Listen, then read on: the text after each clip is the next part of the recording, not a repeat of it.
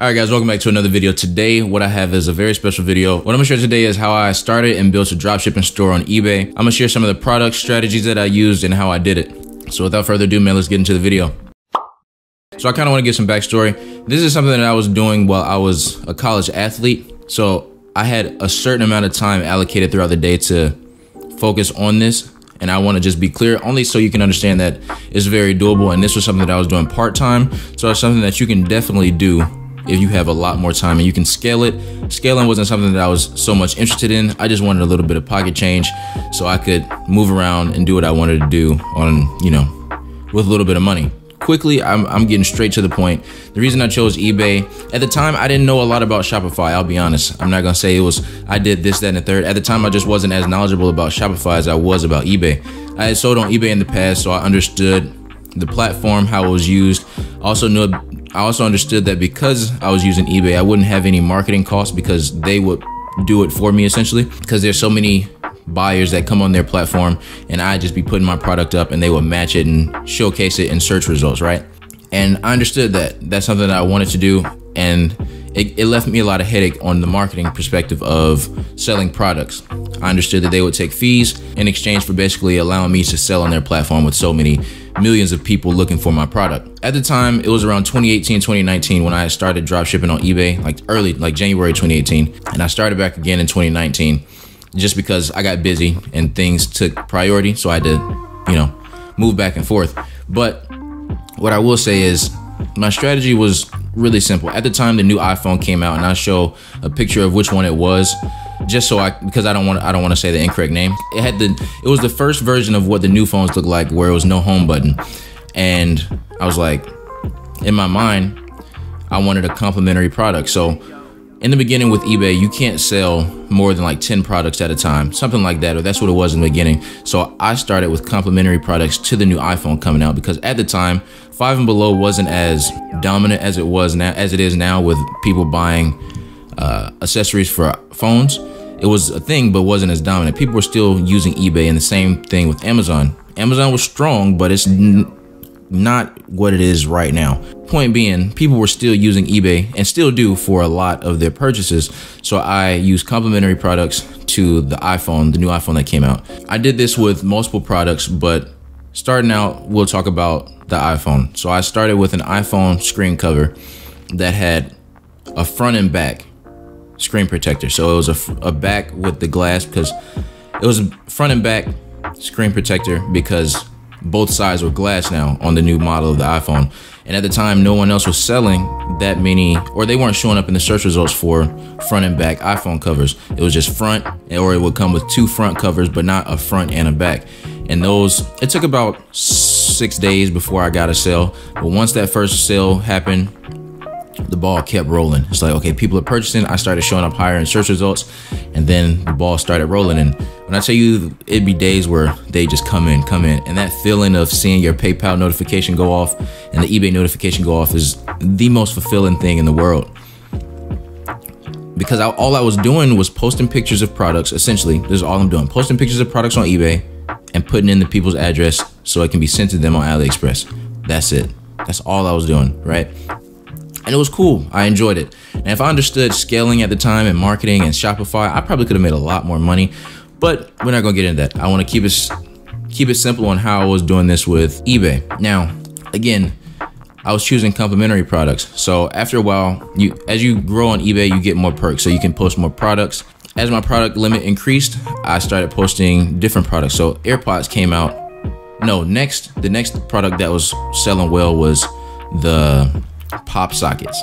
Those are doing really good. I don't know why people, I understand, because I actually bought some for myself, but pop sockets everybody wanted them for some reason. And I'm gonna go to my computer in a second to show you how I was doing everything, and to prove that I was actually doing it. But people wanted pop sockets so much. Again, it wasn't necessarily a complimentary product. That was just more of a hype product. Like, you don't need a pop socket, but you may need a screen protector.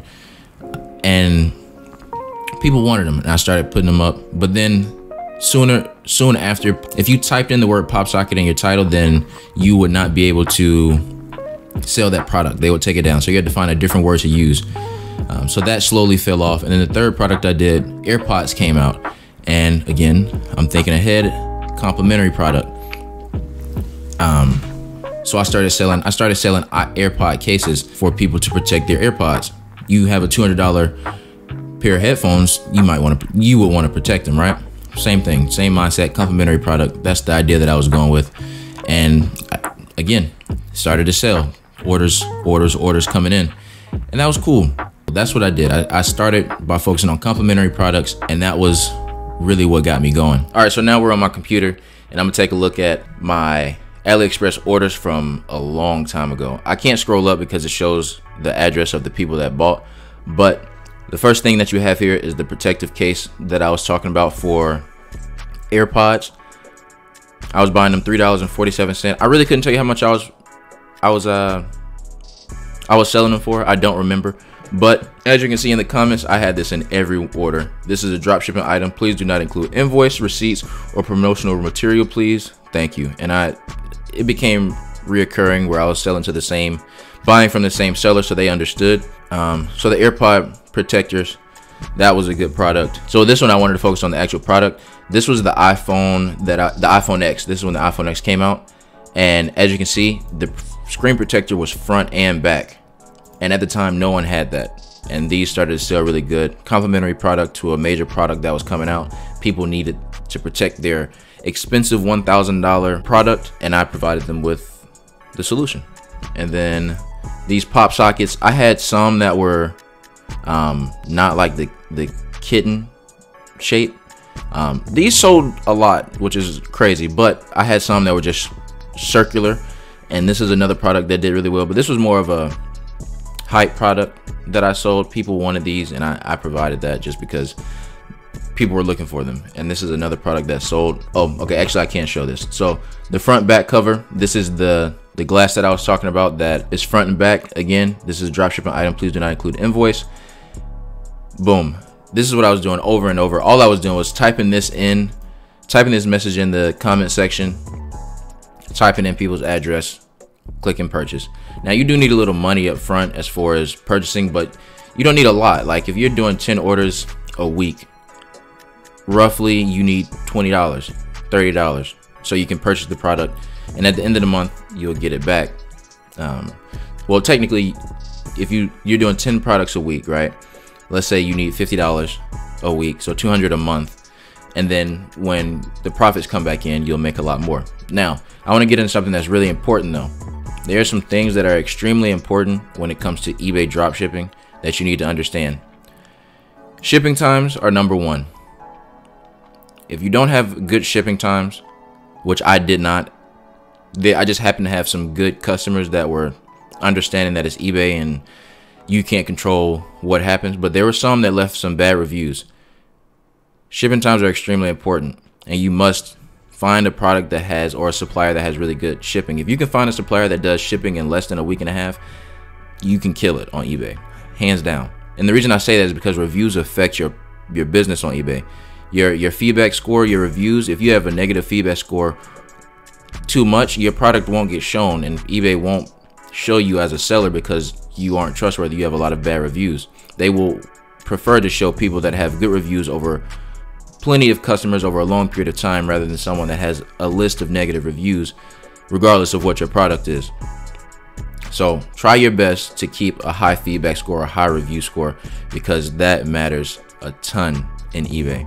That is like top priority, because it affects how you show up in the search engine, eBay search engine, when people are looking for products. And if you don't show up, you don't get sales. So it's important because there are a lot of sellers. So yeah, that's what I did on eBay.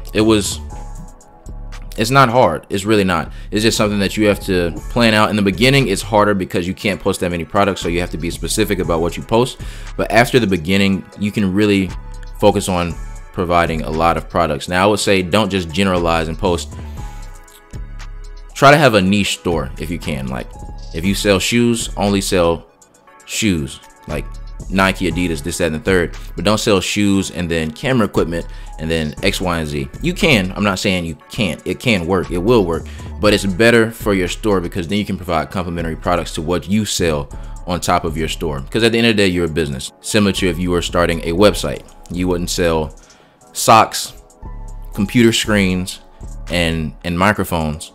No, you would want to sell microphones, screen pop filters, cables, whatever it may be that complement some product or niche. And that's what I would say to go forward into the beginning stages of eBay. Focus on a niche, focus on 10 products that really matter or that you find profitable in a niche, and then hammer in on that. And eventually you'll start to get sales. If you don't get sales within 2 weeks, switch it up, start selling different products.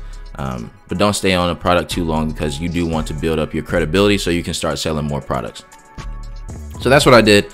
eBay is not hard, especially because you don't have to focus on marketing. It's done for you. The hardest part is the beginning stages and making sure that you put in enough profit for you to sell and make money, given things go wrong, because things will go wrong. People will want to refund. And if you refund with drop shipping, you know, you have to figure out where you want to send it. Do you send it back to the warehouse in China? That's a long process. Or do you want to send it back to yourself and figure out things from that part? There's a lot that goes into it, but this is just kind of a basic level of what I did to make some money on eBay. And I hope this video was informative for you, what I did, and you can apply it to yourself. So I hope you all enjoyed the video, and I'll see you in the next one.